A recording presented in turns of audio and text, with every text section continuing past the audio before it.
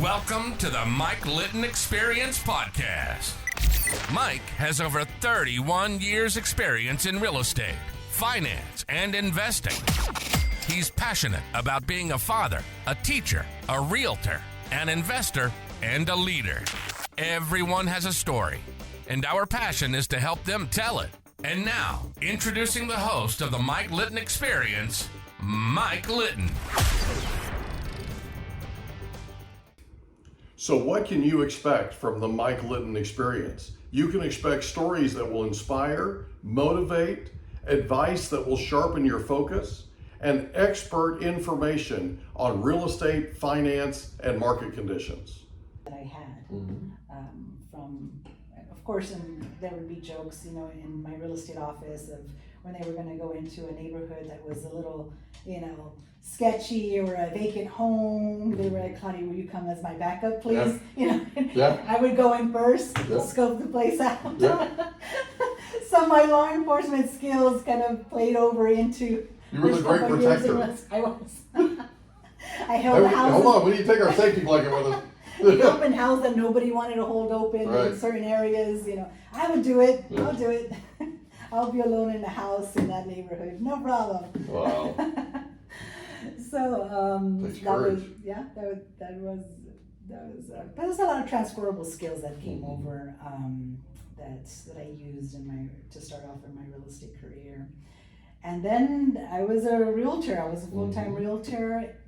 And then I got pregnant with my second child, Jasmine. And that was 2000. So Jasmine was born in 2005.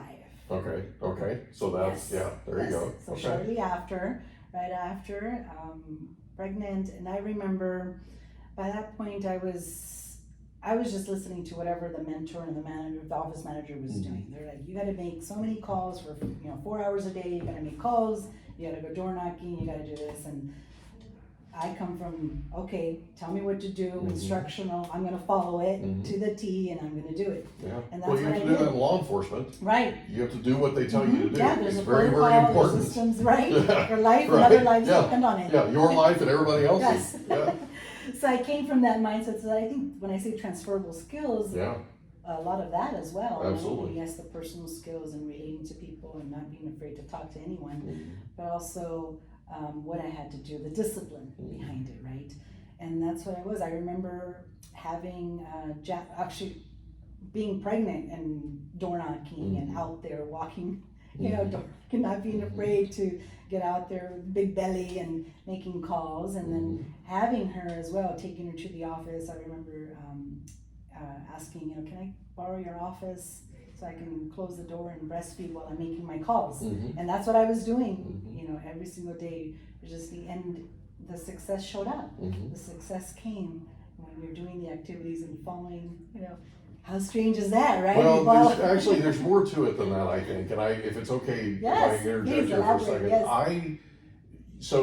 I believe that you were born to do this. That's my feeling about it in terms of how well I know you. But I believe you were born to do this. Here's what I know. Now that I know you were in law enforcement, I know that you got to a place to where you were really, really, really good at talking to people. And talking to people was not, you can't work in a jail and be hesitant to talk to people. Right. Okay? And if you worked in a jail for 2 years like you did, you dealt with let's call it this, the rough part of society. And then knocking on a door is, let's be honest, tame in comparison, right? Yeah. So I don't think I never thought there was a whole lot that intimidated you, but now I know there isn't, right? There's like nothing, right? And that's a big thing, because when you come to this business with inherent fears and inherent things that hold you back, you didn't have any of that. Right. You got through all that working in the jail. You got through all that working on patrol. When you're on patrol and you're taking a report or you're trying to resolve a conflict, you're talking to people, you're communicating, you're figuring out a way to make things work. That was perfect preparation for what you later did in real estate. Right. That was awesome. I love it. Okay, now I know better. Okay, so you're knocking on doors. You have one baby, right? Yes. Now you have another one, right? You had another baby? Well, I had Brianna, and Right. then pregnant with Jasmine Right, in 2005, right. so had a baby, yes, Right. Jasmine and Brianna. So they're 10 years apart. Oh, gotcha. Exactly. Okay, I got They're you. 10 years apart. I got you. Yes. Okay. So you have Jasmine, Yes. and you're working real estate. Max is out basically lighting the world on fire and Yes. doing all kinds of incredible stuff. We got his story on tape, so I can right. So pretty impressive. I mean, I always thought Max was impressive, but now that I know his life story, he's even more so to me. And you are too now, right? So you guys are going along. When do you decide to, or you tell me what's next? So Yes. so Jasmine is a baby. You're doing real estate. You're doing your thing. You're going at it, right? Mm-hmm. What happens next? So, I was successful. I was busy 7 days a week. I thought I was gonna go into real estate to get some time back, Right. to be flexible. Right. Right. Interesting how that works out. Yeah. 10 to 12 hour Right. shifts. Right. I went- Right. And you're like, Wait that a sheriff minute. thing, right? At least I was working during daylight, so that was Yeah, nice. that's not bad. But I was working now 7 days a week and holding open houses, and yes, it was successful, but it was chaotic at the Yeah. same time. It's a lot. Because I had never run a business or have had to manage finances in a business, because that's what you're doing as an independent agent. Is you're running full business. You're the marketing person, you're the assistant, you're getting out, you're doing the You're all of it. transactions, you're negotiating, you're everything. You're all of it. So I was 198 different tasks for every transaction. Yes, so we had to get a sitter to, with Jasmine to help him. Look, that was a family member that came in and to be with Jasmine and to help with Brianna, who was, about 10, 11 years old, because I was working and Max was working as well. So right about, I would say, 10 years into real estate, Max wanted a change of careers. He was, in the corporate world and doing all that, and he was ready for either retirement or just doing something different. And he was looking at my business as well, where I was working like just crazy, and he says, why don't I come in and I help other businesses scale up and put systems in place. That's what he was good at. So he says, I'm going to come in and help with your business and help you scale up and develop systems so that you get some time back to yourself, and he can get you back. And he can get you back, right? There's a motive here. Sure. Now that you come, you did have a motive. I see a pattern That's here. right. That's right. It's a pattern. I can tell you that. I just sat through his life story. I see the pattern. Yes. We didn't even talk how we met, how Max and I met. How'd you meet? He would say that, he would use a funny story of, she was in law enforcement, she had me behind handcuffs, and that's how we met. Oh, you arrested him, did you? No. That's what he would say to make it, interesting. Right. No, we worked together before. So right before I joined the academy, we worked together in downtown. Okay. Where did you work? At the Downtown San Diego Partnership, which is like Okay. a development firm. Oh, okay. We're So all when he was redevelopment. he was with the partnership, you worked with him there? Yes. What did you Yes. do for them? So what was my role? I was in administrative support. So I don't know what it was, I don't know what my title was, but it was more administrative, whether it was taking inventory, whether it was being at the board meeting to take minutes, things of that sort. So So you were basically. I wasn't his assistant, but Okay. it was a large organization. He was my boss. So you were working right through school at this point. Yes. That's when you met him. Yes. Okay. Exactly. Okay. Yes. And that was right before you went into the academy? Yes. Okay. Right before I went to the academy. Okay. Yes. So he knew I was going to go into the sheriff's academy, and I was waiting for that, going through the background checks and all that. Yeah. Yeah, good stuff. Yes. Okay. Yes. Wow. So that's where we met. That's cool. So how long after you met at the partnership, how long was it before you were married? So we were friends for about a year, 2 years. We worked Okay. together for about a good year, 2 years, just friends, not dating. And then when we started to spend more time together through work, and when I gave my notice, Mm-hmm.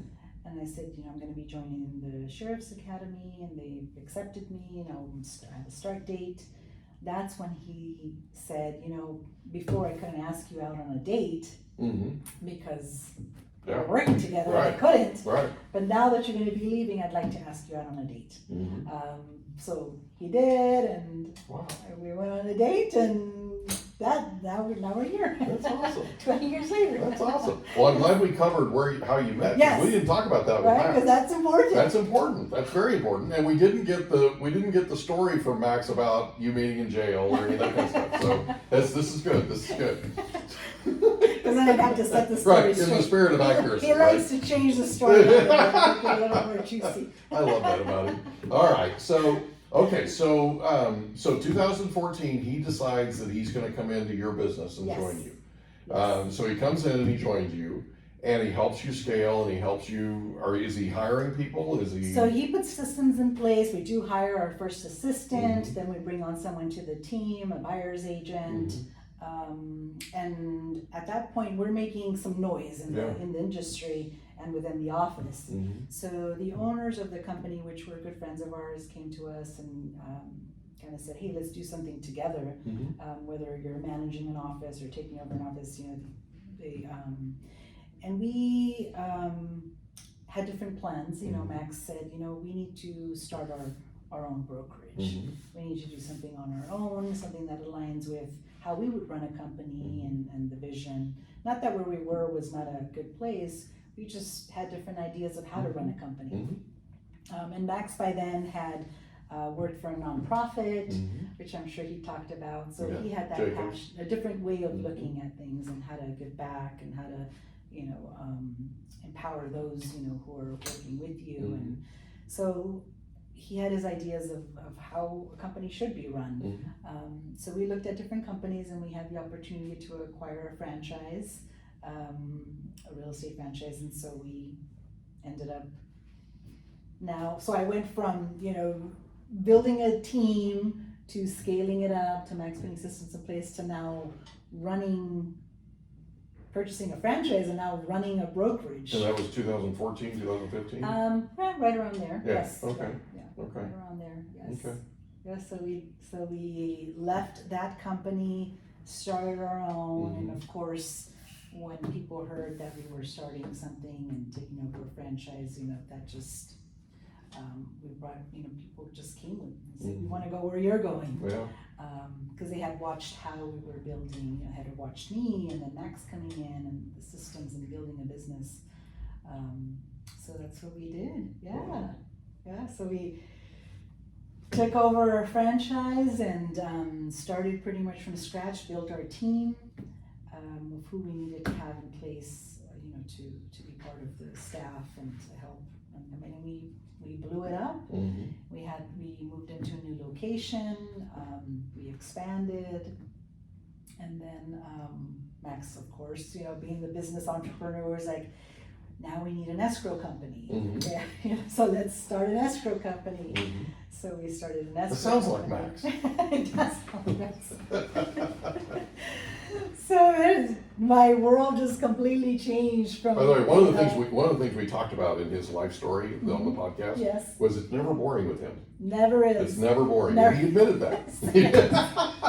The minute I think we're good, it's something else. Right. He's had some wild Right. ideas. Max Zaker and status quo don't really work together. We had some wild ideas from it while we were in real estate too. Like, why don't we start a cafe? Why don't we, do this and do that? And And he admitted that, by the way. I have it on tape. Okay. He admitted Okay, it. good. He admitted he's got a ton of ideas. Yes. So that's cool. Yeah, so we scaled up and opened up the escrow business.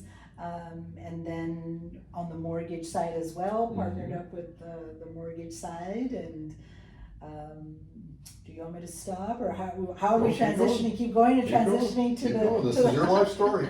Keep going. So by then, our daughter is graduating high school, going off to Brianna, the older one, and she went to UCR, University of California, Riverside. I don't know why she picked Riverside, but she... Does she know why she picked Riverside? After she was in there, she's like, why did I pick Riverside? Right. There's nothing to do here. I went to Riverside one time, and I did a broker price opinion up there. And I wouldn't go to school there, but okay. Right. That's what we had no idea. She was all about, the vibe and how the school felt. And there you go. when she walked in, she would walk and, were the trees talking to her? And that sounds like Rihanna. Was she feeling the vibe of this is where she wanted to spend that sounds like her. 4 years into her life? Yeah, the whole vibe thing, that sounds like her. Right? So, and Riverside called out to her. Well, my son chose Lincoln, Nebraska, so I don't have anything to say. Wow. Right? Like, of all the places in the world, right? Yeah. I don't know. Have their own ideas. So she wanted to do business. She was always, ever since she was little, she was always into, whether it was buying a pack of pencils and then selling them at school to the kids, for 25 cents each, whatever it was, to raising funds and for the school dance to make it cooler and to, have a band come play at high school. She was very much always into the business side of it, You mean she was a change agent? She was a change agent. What a shocker. Right? I don't know where she got Your that from. Your daughter, yeah. My daughter, can you believe it? Yeah, I find that easy to believe. She at one point was breeding guppies, like fish, the little fish guppies. We had 5 large tanks in her bedroom because she was breeding fish and selling them. She was middle school, high school, and selling fish that she would breed to people that would show up at our door, and she would hand them a bag of fish that she would She's an entrepreneur. Yes, an entrepreneur. That's hilarious. So she's how old when she's doing that? In high school? She was in middle school and high school. Wow. Yeah, throughout. Anything from pencils to candies to fish and so everything cool. else in between. That is so cool. That is so cool. Yes.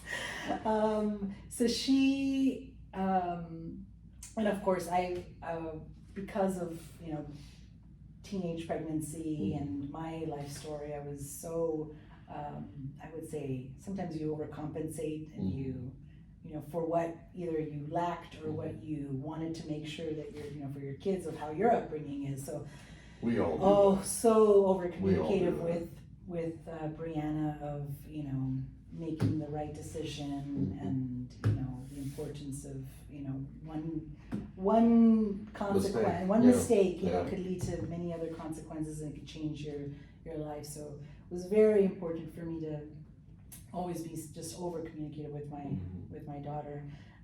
It's not a bad thing. Yes, right. And not a bad thing. But now I'm thinking, oh my gosh, she's still single. She just got into a relationship. She's no kids. She's 28 now. Now I'm thinking, please find somebody, get married, have kids. Now I'm thinking this. Now it's like, okay, now it's time to settle down. You've done all this.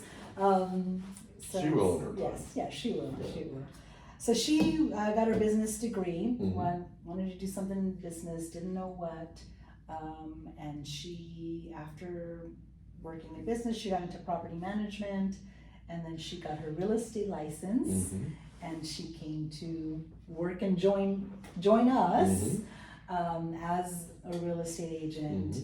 She graduated with a business degree and a minor in marketing. There you go. So business degree, minor in marketing from UCR, and then decided to come into real estate. But she loved the marketing side of it, and that's what she focused on: is marketing, growing, her business through social media and that platform. Different way that I, built my business on. Hard to believe she's going to be 30 in 2 years. I can't believe that. Oh my goodness. Unreal. Right. So I remember her sitting in classes that I taught at your office, and she always was so attentive. Like she's, a lot of a lot of people her age. Yes. They're just kind of, right? Yeah. We hope you enjoyed another episode of the Mike Litton Experience. If you did, do us a favor, smash that subscribe button, tell your friends, family, and coworkers about our program, and wherever you get your podcasts, please leave us a rating. It helps us to connect with quality people just like you. And that's a wrap. Another episode of the Mike Litton Experience in the books. Reach out to Mike on Instagram at Litton Realty. Want to meet with Mike? Check out calendly.com/Rio760.